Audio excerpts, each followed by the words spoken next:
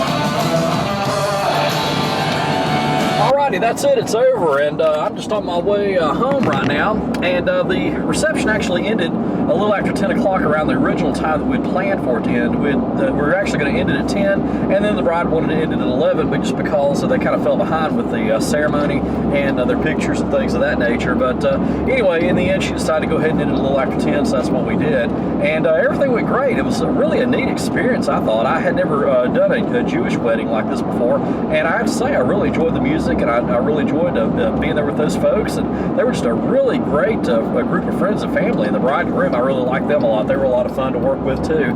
So yeah, just a great evening all the way around. And you know, it's one of these events, you know, where everything just kind of, you know, fell in place as we kind of went along, you know what I'm saying?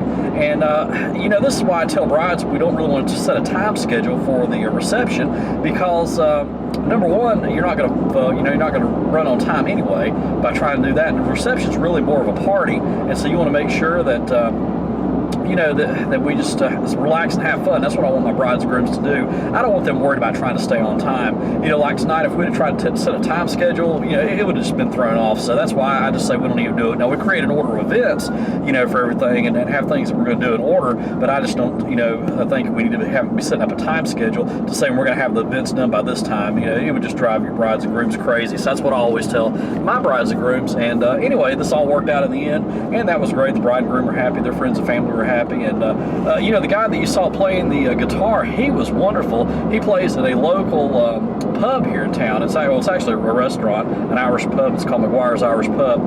And I told him I'm gonna have to come down there and see him, but he's been doing that for over 35 years and entertains the crowds there, and did a real good job tonight. So really, bravo to him. But anyway, that's where we're gonna leave this. We got more weddings to come. So until next time, practice it.